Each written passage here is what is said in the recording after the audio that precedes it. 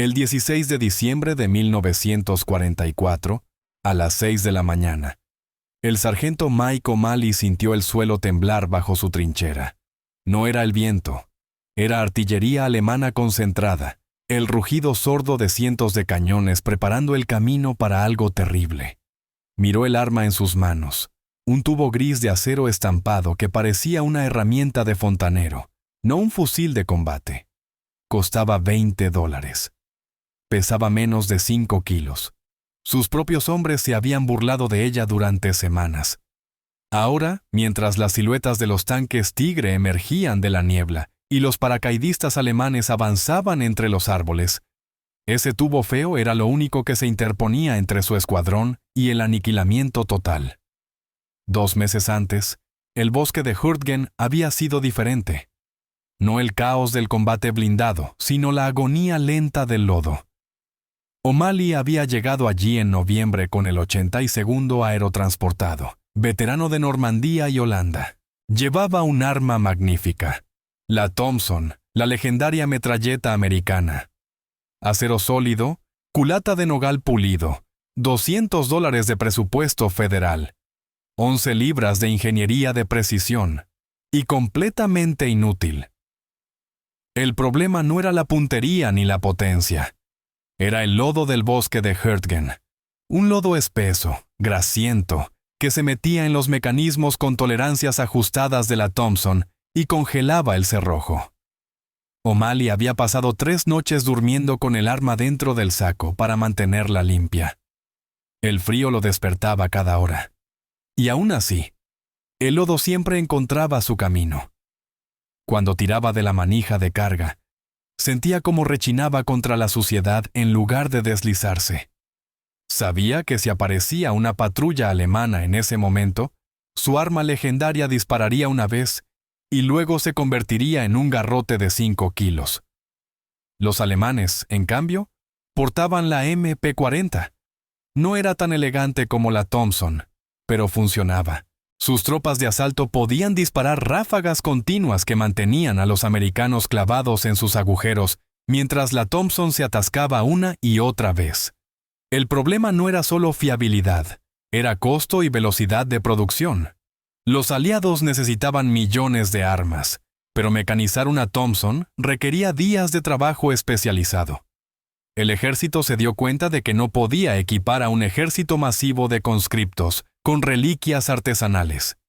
Necesitaba algo rápido, barato y brutal, que pudiera estamparse como un guardabarros en una planta de General Motors.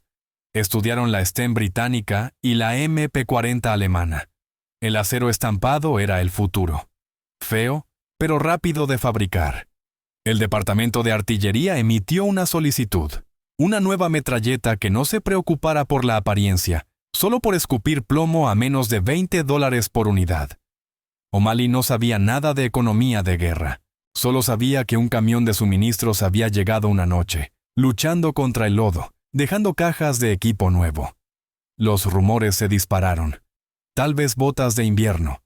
Tal vez los nuevos rifles automáticos Browning.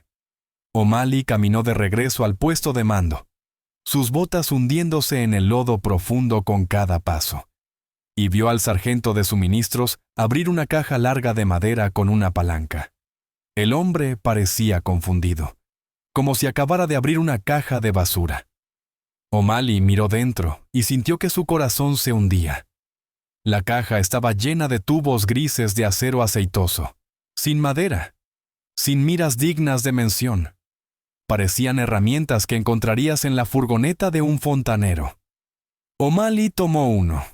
Se sentía frío y áspero, hecho de 2 piezas de acero estampado soldadas por el centro como el cuadro de una bicicleta barata. Las costuras de soldadura eran visibles y toscas. No tenía una manija de carga normal. En su lugar, tenía una manivela extraña en el costado que parecía un sacapuntas, donde había que meter el dedo en un agujero y tirar hacia atrás. «¿Qué es esto?», preguntó O'Malley, dándole la vuelta al objeto. Sonaba suelto, como algo que se desmoronaría si lo sacudías con fuerza. «Lo llaman M3», dijo el sargento de suministros, leyendo la etiqueta. «Costó al gobierno $20. fabricado por la división Guide Lamp de General Motors. O'Malley se quedó mirando el arma. ¿Los que fabrican faros? Los mismos. Tómala. Las órdenes son cambiar las Thompson. Estas son tus nuevas metralletas.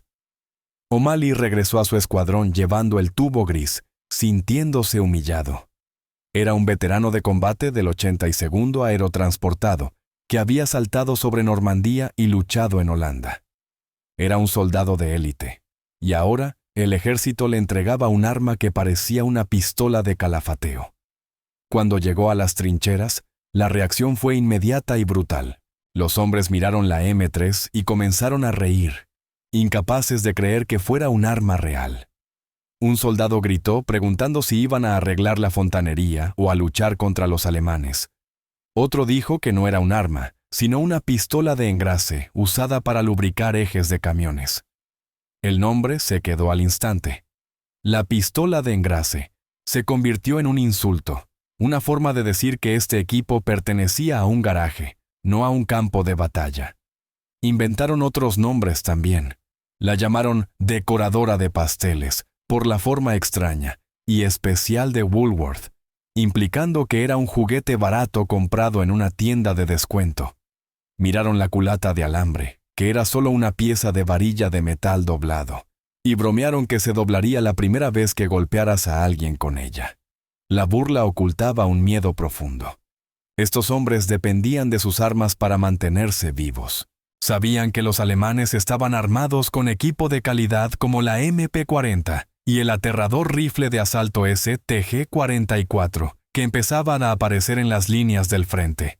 Y aquí estaban los americanos, el gigante industrial del mundo, desplegando un arma que parecía hecha de chatarra. Se sentían como si el ejército hubiera decidido que eran desechables, que era más barato darles un arma de $20 y dejarlos morir que gastar dinero en equipo real. O'Malley se sentó en su trinchera y desmontó la pistola de engrase. Era aterradoramente simple, sin pestillos de bloqueo complejos ni resortes intrincados. Solo un cerrojo pesado de acero dentro de un tubo con dos grandes resortes detrás. Funcionaba por retroceso directo, lo que significaba que lo único que mantenía el cerrojo cerrado era su propio peso y la presión de los resortes. Cuando el cartucho se disparaba, la explosión simplemente empujaba el cerrojo pesado hacia atrás para expulsar el casquillo. Física bruta. Intentó cargar el cargador. El diseño de alimentación única era miserable. Tuvo que forzar cada bala directamente hacia abajo contra un resorte rígido, hasta que le dolieron los pulgares. Maldijo a la división Guide Lamp y a los ingenieros de General Motors, que probablemente diseñaron esto sentados en oficinas cálidas tomando café. Miró la tapa del puerto de expulsión, que era solo una solapa de metal. Cuando la abres, el arma está lista para disparar. Cuando la cierras, el arma está segura. Parecía peligroso, como un accidente esperando a suceder. Las tropas comenzaron a intentar intercambiarlas, ofreciendo cartones de cigarrillos, Lugers alemanas capturadas, incluso sus abrigos de invierno a cualquiera que les cambiara una carabina o un Garand. Pero nadie quería la pistola de engrase.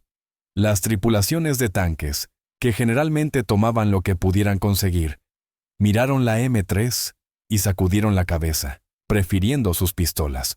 La pistola de engrase se convirtió en un símbolo de lo mala que se había vuelto la situación de suministro.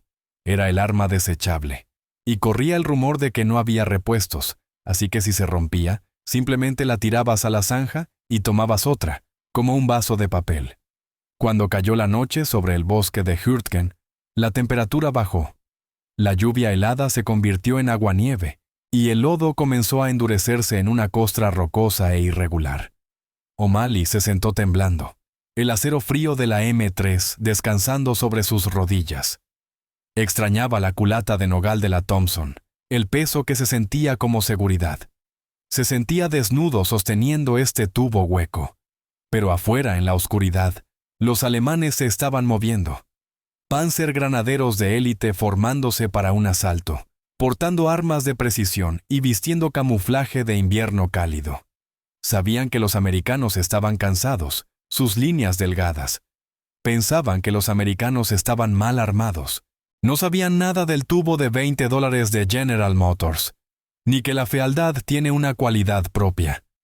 La primera vez que el sargento O'Malley disparó la pistola de engrase con ira, pensó que estaba rota.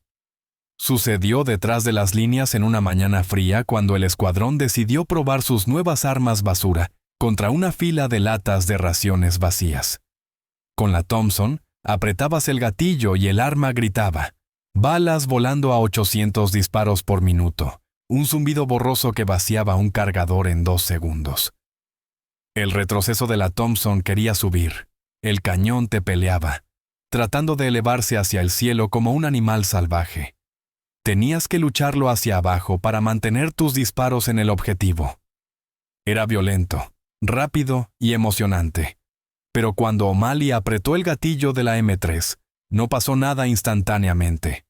Hubo un fuerte impacto mecánico cuando el cerrojo masivo se estrelló hacia adelante. Luego el arma comenzó a disparar, pero no gritó. Cicló con un ritmo lento y pesado. La cadencia de fuego era de solo 450 disparos por minuto, casi la mitad de la velocidad de la Thompson. Para los soldados acostumbrados a la velocidad rasante de la Tommy Gun, la pistola de engrase sonaba perezosa, como un viejo tractor tratando de arrancar en una mañana fría. Las balas salían en una cadencia lenta y constante que se sentía mal. Los hombres se miraron confundidos.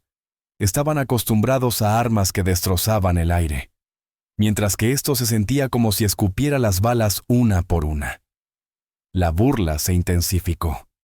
Los hombres bromeaban que podían correr más rápido que las balas.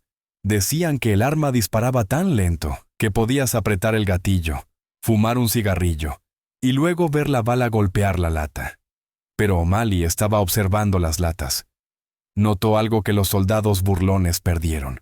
Cuando disparaba una ráfaga con la Thompson, la primera bala golpeaba la lata, pero la segunda y tercera balas generalmente volaban alto, levantando tierra 3 metros detrás del objetivo debido a la elevación del cañón.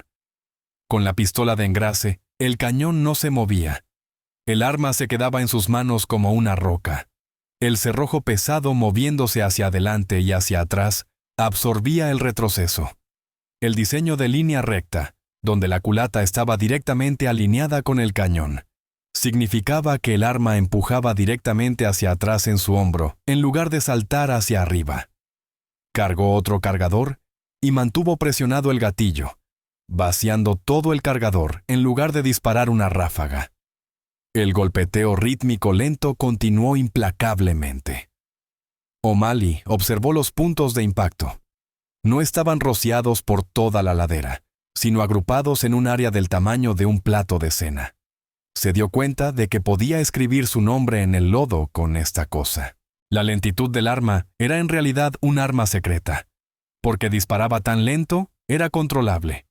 Porque disparaba tan lento, un cargador de 30 cartuchos duraba 4 segundos en lugar de 2, lo que significaba que podía suprimir un objetivo durante el doble de tiempo sin recargar. Luego vino la prueba del lodo.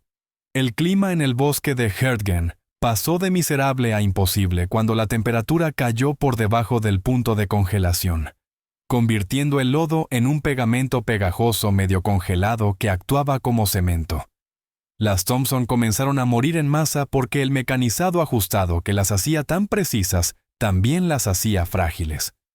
Si metías un poco de arena en el mecanismo de bloqueo, el arma se convertía en un pisapapeles.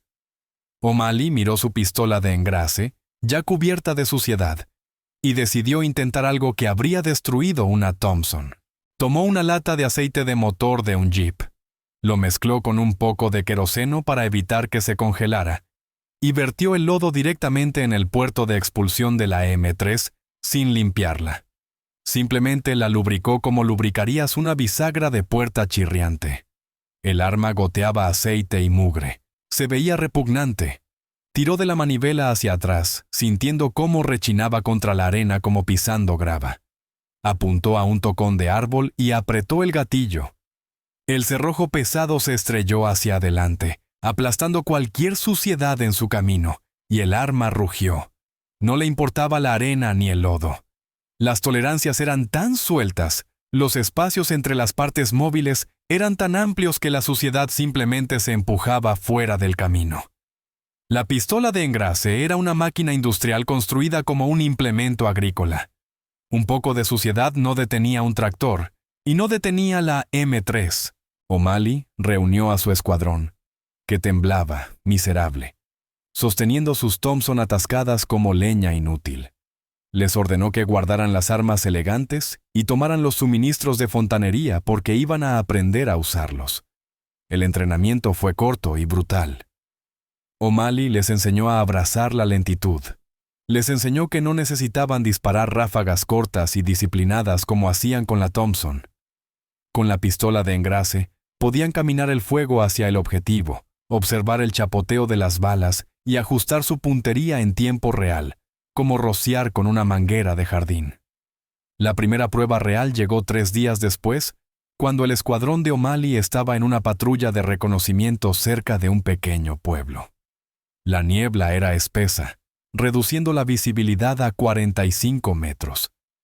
Se estaban moviendo a través de un pinar destrozado, cuando tropezaron con una patrulla alemana en un encuentro donde ambos lados fueron sorprendidos. Un ametrallador alemán abrió fuego desde detrás de una pila de troncos con el desgarro de una MG-42, la sierra de Hitler, desgarrando las ramas sobre sus cabezas. Los americanos se tiraron al suelo. O'Malley rodó detrás de un árbol y levantó la pistola de engrase, apretando el gatillo y manteniéndolo. El ciclo de disparo lento comenzó. Barrió el cañón de un lado a otro sobre la pila de troncos, mientras las pesadas balas de calibre 45 aplastaban la madera podrida, volando trozos de madera al aire. No se detuvo. Mantuvo el gatillo presionado. El artillero alemán, acostumbrado a las ráfagas rápidas de las armas americanas, esperó la pausa para recargar. Pero la pausa no llegó. La pistola de engrase siguió disparando, masticando la pila de troncos. Los hombres de O'Malley, viendo que la cabeza alemana estaba abajo, abrieron fuego con sus propias pistolas de engrase. El sonido era distintivo. No era el zumbido enojado de un tiroteo, sino un golpeteo industrial rítmico que sonaba como el piso de una fábrica. La patrulla alemana, confundida por el volumen implacable y el sonido desconocido, rompió contacto y se retiró. Cuando se detuvo el tiroteo, O'Malley revisó su arma. Estaba humeante y caliente, la acción cubierta de lodo de donde la había dejado caer. Tiró del cerrojo hacia atrás. Se deslizó suavemente. Miró a sus hombres. Ya no se reían. Miraban los tubos grises feos con una nueva expresión. No era amor. No amas una pala, pero era respeto. Habían dejado de tratarla como un rifle y comenzaron a tratarla como una herramienta. Se dieron cuenta de que la naturaleza desechable del arma era liberadora. Si abollabas el cargador, lo tirabas y tomabas otro. Si la culata de alambre se doblaba, la golpeabas con una piedra. Los liberaba de la ansiedad de mantener un instrumento de precisión en un chiquero. Pero la escaramuza menor en los bosques era solo un calentamiento. Los alemanes no estaban derrotados. El calendario cambió a diciembre. La nieve comenzó a caer, enterrando el lodo bajo 30 centímetros de polvo blanco, y la temperatura cayó por debajo de 0. Toda la línea del frente se quedó en silencio. O'Malley no confiaba en el silencio. Mantuvo a su escuadrón entrenando, haciéndolos practicar recargas con dedos congelados y despejar la acción con sus mitones puestos. La pistola de engrase era perfecta para esto, con un guardamonte enorme diseñado para una mano enguantada, y una manivela de carga que podía operarse con el talón de una bota si era necesario. Era un arma de invierno. La mañana del 16 de diciembre, el mundo terminó. Comenzó con un rugido bajo profundo en la tierra que sacudió la nieve de las ramas de pino. Un bombardeo de artillería que convirtió el horizonte en una sábana continua de fuego naranja. La batalla de las Ardenas había comenzado. El ejército alemán, reuniendo sus últimas reservas de blindados e infantería de élite, lanzó una ofensiva sorpresa masiva. O'Malley y su escuadrón estaban en el extremo de la línea americana, observando cómo la línea de árboles se disolvía bajo el impacto de los proyectiles de tanques. De entre el humo surgieron las formas de monstruos. Tanques tigre real con camuflaje blanco para el invierno avanzaban aplastando el lodo congelado. Detrás venía la crema de la infantería alemana, los paracaidistas Fallschirmjäger y los soldados de asalto de las SS. La línea americana comenzó a desmoronarse. Los informes de radio gritaban sobre avances, unidades siendo superadas, tanques arrasando las áreas traseras. Las líneas de suministro fueron cortadas, el apoyo de artillería silenciado. El pelotón de O'Malley estaba solo, atrincherado en una cresta congelada, enfrentando una ola humana de atacantes. El teniente corrió por la línea, su rostro pálido, gritando que venían directo y tenían que aguantar hasta que llegara la armadura. O'Malley miró a sus hombres. Estaban aterrorizados. Vieron los tigres y los cientos de figuras grises moviéndose a través de la nieve. Miraron sus pequeños tubos de acero estampado. Un tubo de $20 contra un tigre real parecía una mala broma. Pero O'Malley agarró un cargador fresco, lo encajó en el receptáculo y vertió una nueva capa de lodo de aceite sobre el cerrojo. Miró al soldado raso junto a él, un chico llamado Miller que temblaba tanto que su casco traqueteaba. «¡Escúchame!», rugió O'Malley sobre el sonido de los tanques que se acercaban. «Tienen mejores tanques, tienen mejores rifles, pero no tienen esta basura. Esta basura no se congela, esta basura no se detiene. Cuando se acerquen, no apuntes. Solo mantén ese gatillo presionado y deja que el tractor coma. ¿Me oyes? Déjalo comer». Miller asintió, agarrando la culata de alambre de su pistola de engrase.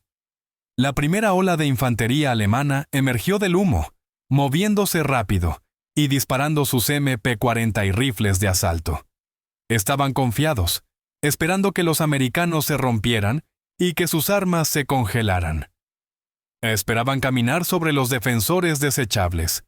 O'Malley esperó hasta que pudo ver el vapor que salía de su aliento, las runas en las cubiertas de sus cascos. Esperó hasta que los expertos habrían dicho que era demasiado tarde. Luego pateó la solapa del puerto de expulsión abierta. La pistola de engrase entró en batería. El motor del tractor estaba listo para funcionar. Y esta vez no habría límite de velocidad. La ola de asalto alemana golpeó la línea americana. El sonido era ensordecedor. O'Malley ignoró los tanques. Eran un problema para los equipos de bazooka. Su problema era la infantería que hormigueaba alrededor de las bestias de metal. Tropas de asalto de élite, moviéndose con una disciplina aterradora, saltando de árbol en árbol, disparando desde la cadera.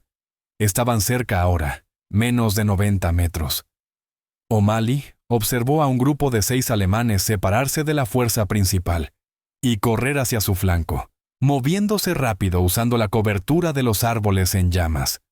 Portaban rifles de asalto STG-44, las mejores armas de infantería del mundo en ese momento. O'Malley esperó hasta que llegaron a un parche de nieve abierta a 55 metros. No apuntó a través de las miras. Simplemente miró sobre el cañón como señalando con un dedo y apretó el gatillo. La pistola de engrase se estrelló contra su hombro con un retroceso pesado. El sonido era lento y rítmico, casi risible contra el grito agudo de la batalla. Pero abajo, el efecto no era gracioso en absoluto. Las pesadas balas de calibre 45, cada una pesando el doble que una bala de rifle alemán, volaban por el aire a un ritmo lento y deliberado. O'Malley observó los impactos. La primera ronda golpeó la nieve frente al alemán principal, levantando un Kaiser de polvo blanco. O'Malley no entró en pánico ni dejó de disparar para reapuntar. Simplemente caminó el fuego hacia el objetivo. Empujó el cañón ligeramente hacia arriba, manteniendo el gatillo presionado. La segunda y tercera rondas caminaron por las piernas del alemán, y la cuarta ronda lo golpeó en el pecho. El impacto de una bala de calibre 45 a corta distancia es devastador. El soldado alemán no solo cayó. Fue derribado de sus pies cuando la pesada bala de plomo aplastó su abrigo de invierno y correas. O'Malley no se detuvo. Barrió el cañón hacia la derecha, manteniendo el motor del tractor disparando. La cadencia de fuego lenta hizo que el arma fuera increíblemente controlable. No tuvo que luchar contra el retroceso, solo pudo dirigir el flujo de balas como regando un jardín. Cosió una línea de fuego a través del resto del escuadrón. El golpeteo rítmico lento se negó a detenerse. Uno por uno, las formas grises cayeron en la nieve. A su izquierda y derecha, su escuadrón abrió fuego, llenando el aire con el distintivo sonido industrial de una docena de pistolas de engrase disparando a la vez. Sonaba como el turno de una fábrica comenzando. El volumen de fuego era increíble, porque las armas disparaban lentamente. Los cargadores duraban más. Los americanos no estaban vaciando su munición en 2 segundos, y luego recargando frenéticamente. Estaban colocando una lluvia continua supresora de plomo. El asalto alemán vaciló. Los soldados de asalto, acostumbrados a luchar contra enemigos que disparaban en ráfagas de pánico, enfrentaban un fuego que no hacía pausas. Era un muro implacable y agitado. Los alemanes se lanzaron a cubierto detrás de troncos y en cráteres de proyectiles, tratando de devolver el fuego. Pero sus armas estaban luchando. Los intrincados mecanismos del STG-44 y la MP-40 sufrían en el lodo helado. El frío espesaba el aceite en sus acciones. Los cerrojos se atascaban, los resortes fallaban. Estaban luchando contra sus propias armas tanto como contra los americanos. Mientras tanto, las armas americanas desechables se estaban calentando, y eso era algo bueno. El calor del disparo derretía el aceite congelado dentro de las M3, haciéndolas funcionar mejor cuanto más se abusaba de ellas. O'Malley quemó su primer cargador. El cerrojo se bloqueó en la recámara vacía. Agarró un cargador fresco de su bolsa, lo metió con el talón de su mano, tiró de la manivela del cerrojo hacia atrás, y estaba disparando nuevamente en 3 segundos. Los alemanes intentaron empujar de nuevo. Un escuadrón de tropas de las SS intentó flanquear la posición por la derecha, usando granadas de humo para cubrir su movimiento. O'Malley vio el humo gris ondeando. Aunque no podía ver a los hombres, sabía dónde tenían que estar. Giró su pistola de engrase hacia la nube de humo y simplemente mantuvo el gatillo, negando un área en lugar de golpear a una persona específica. Vertió 30 rondas en el humo a la altura de la cintura. Escuchó gritos cuando las pesadas balas atravesaron el humo. La maniobra de flanqueo murió en la nieve. La batalla se prolongó durante 1 hora, convirtiéndose en asesinato a corta distancia. El rango cayó a 18 metros, luego 9. A esta distancia, la apariencia torpe de la pistola de engrase desapareció y su eficiencia mortal tomó el control. Era corta y manejable, permitiendo a O'Malley balancearla más rápido que un rifle. Los hombres ricos, las Thompson y las Barr, se estaban congelando a lo largo de la línea. Los hombres golpeaban frenéticamente los cerrojos tratando de cerrarlos.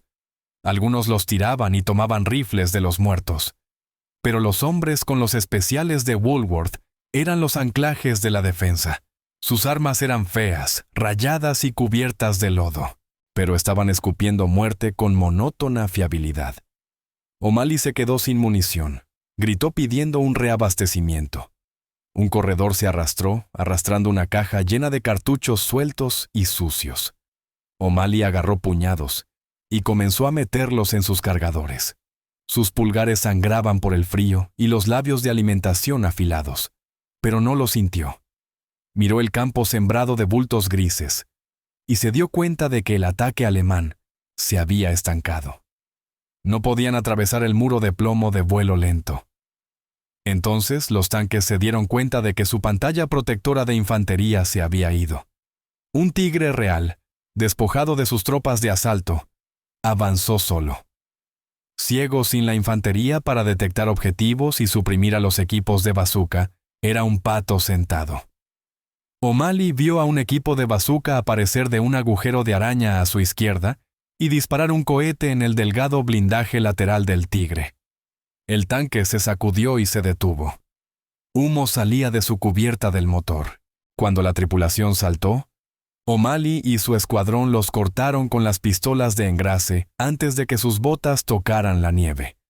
Los comandantes alemanes, observando desde la línea de árboles, debieron estar desconcertados. Habían lanzado sus mejores tropas contra una línea irregular de americanos exhaustos y habían fallado. Tenían números superiores, blindaje superior y tecnología superior. Pero su infantería de élite había sido masticada por un arma que sonaba como una cortadora de césped rota.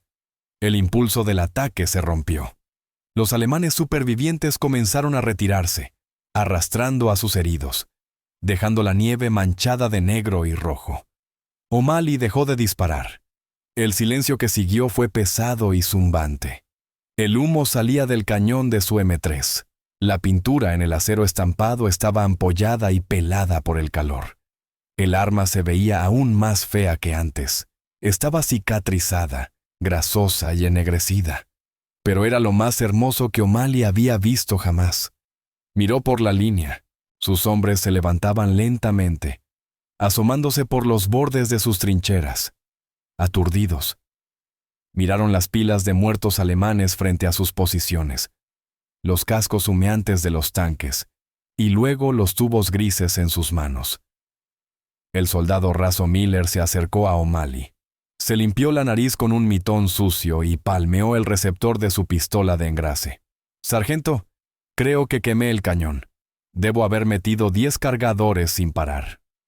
O'Malley tomó el arma de él, sacudió el cerrojo suelto, que sonó como una lata de canicas. Luego apretó el gatillo, dejando que el cerrojo se estrellara hacia adelante con un impacto sólido y tranquilizador. «Está bien, chico», dijo O'Malley. «Solo está rodada». La vindicación fue absoluta. El arma desechable no solo había sobrevivido, había dominado. Tomó las peores condiciones que la guerra podía ofrecer: frío helado, lodo, hielo y negligencia, y pidió más. Las armas alemanas de élite, las maravillas de la ingeniería, yacían esparcidas en la nieve, atascadas y congeladas, mientras los suministros de fontanería americanos todavía estaban calientes y listos para la próxima pelea. O'Malley se sentó en una caja de munición, sintiendo un profundo sentido de alivio.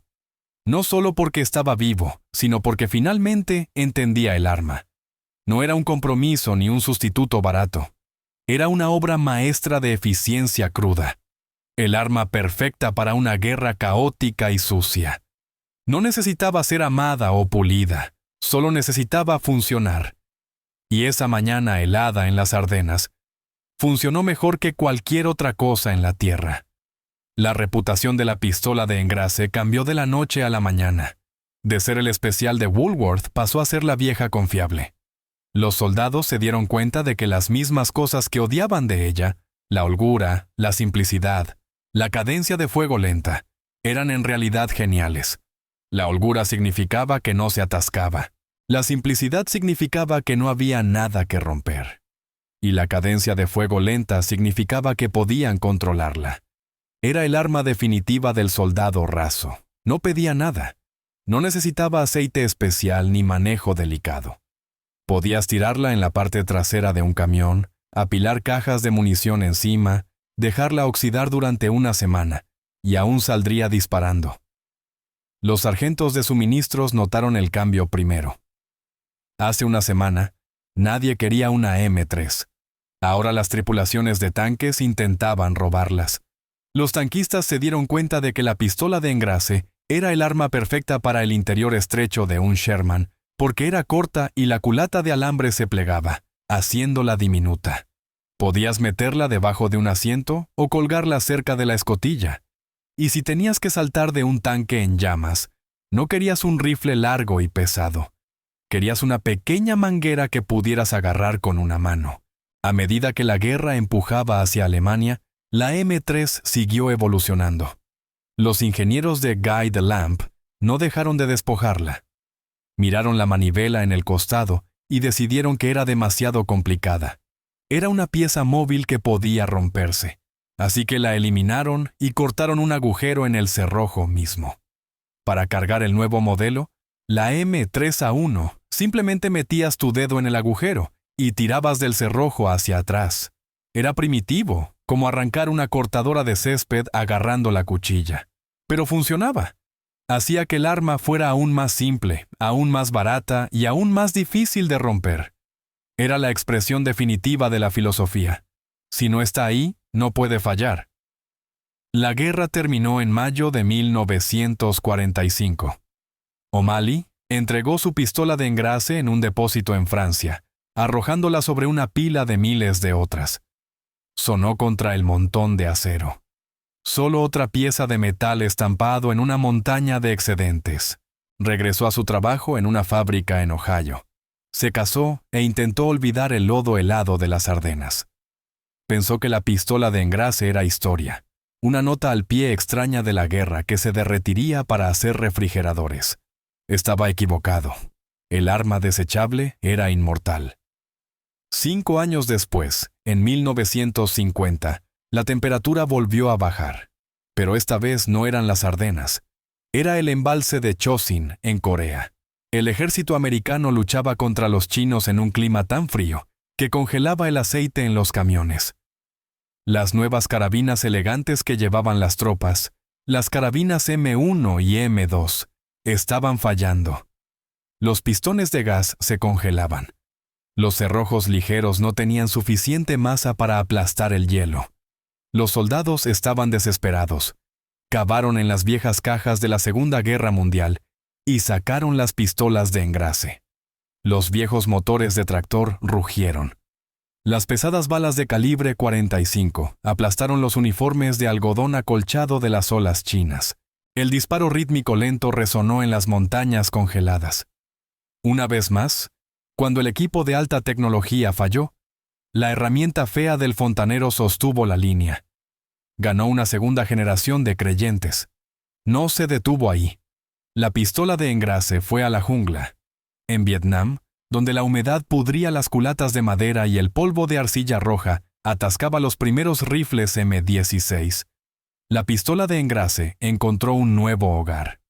Las tripulaciones de tanques y las ratas de túnel la amaban. Las ratas de túnel, los valientes locos que se arrastraban en los túneles del Vietcong, armados con una pistola y una linterna, a menudo llevaban una pistola de engrase porque era lo suficientemente corta para maniobrar en los túneles oscuros y sofocantes. La versión supresora, que tenía un silenciador incorporado, se convirtió en una leyenda. Era susurrante, permitiéndote disparar una ráfaga bajo tierra sin destrozarte los tímpanos. Era un arma fantasma, acechando en la oscuridad. La M3 permaneció en el inventario mientras todo lo demás cambiaba. El ejército pasó del Garand al M14 al M16, de jeeps a Humvees, de cascos de acero a cascos Kevlar. Pero en la parte trasera de los tanques y debajo de los asientos de los camiones de combustible, la pistola de engrase permaneció. Era la cucaracha del arsenal. No podía ser eliminada. Sobrevivió recortes presupuestarios, programas de modernización y negligencia porque no había nada más barato ni mejor para hacer el trabajo específico de ser un arma de emergencia desechable. La vindicación final llegó en 1991. Operación Tormenta del Desierto. El ejército americano era una fuerza de ciencia ficción con cazas furtivos, bombas guiadas por láser y tanques Abrams que podían alcanzar un objetivo a 3 kilómetros mientras se movían a 64 kilómetros por hora. Era el ejército más avanzado de la historia. Pero si mirabas dentro de los vehículos de recuperación, los camiones de remolque que sacaban tanques rotos del desierto, verías algo familiar sujeto a la pared. Era la M3 pistola de engrase. Casi 50 años después de que el sargento O'Malley raspara el lodo de ella en el bosque de Hurtgen, la misma arma cabalgaba en batalla contra la Guardia Republicana iraquí. Todavía era fea, gris, y parecía una pistola de calafateo. Pero los soldados confiaban en ella. Sabían que la arena del desierto, que estaba moliendo las armas de alta tecnología hasta detenerlas, no molestaría a la pistola de engrase. Era el bisabuelo del pelotón, todavía haciendo su peso, todavía funcionando. No fue hasta mediados de los 90 que el ejército finalmente retiró oficialmente la M3. La reemplazaron con la carabina M4, Celebraron una ceremonia y pusieron una en un museo. Pero incluso entonces, había rumores de que algunas tripulaciones de tanques guardaban una fuera de los libros, por si acaso. Los viejos hábitos mueren lentamente. Michael O'Malley vivió para verlo todo. Vio los informes de noticias de Corea y Vietnam. Vio los clips de la Guerra del Golfo y sonrió cuando vio la forma familiar de la pistola de engrase. Intentó explicárselo a sus nietos. No era bonita, les dijo, sentado en su porche. Sonaba suelta. Parecía chatarra. Pero cuando estabas en un agujero y el mundo se estaba acabando, era la única amiga que tenías que no renunciaba. Murió en 1998, un anciano con manos ásperas. Su rifle de servicio no estaba montado en la pared. No tenía una Luger capturada en una vitrina. Su legado no era un objeto, era una lección. La lección era que no deberías juzgar una herramienta por cómo se ve en la sala de exposición. La juzgas por cómo funciona en el lodo. La historia de la pistola de engrase es la historia del ingenio americano en su forma más despiadada. Nos gusta pensar en nosotros mismos como el país de las maravillas de alta tecnología, del cromo brillante y los chips de computadora. Pero en el fondo, somos el país de la pistola de engrase. Somos el país que mira un problema, se da cuenta de que no necesitamos elegancia, y suelda 2 piezas de acero para hacer el trabajo. Somos el país de la solución de $20 que vence al problema de 1.000.000. La pistola de engrase demostró que desechable no significa débil. Demostró que la producción en masa tiene una calidad propia. Enseñó al ejército que a veces el mejor arma no es la que tiene las tolerancias más ajustadas o el mejor acabado. El mejor arma es la que dispara cuando aprietas el gatillo, sin importar qué. Estos nombres merecen ser recordados. No como propaganda, sino como testimonio de que incluso en la oscuridad total, la decencia humana puede sobrevivir. Que la guerra no borra la conciencia. Que un momento de ingenio puede propagarse a través del tiempo de formas que nunca imaginamos. Estas vidas importaron. Esta decisión importó. Y quienes las recuerdan ayudan a que esa verdad perdure.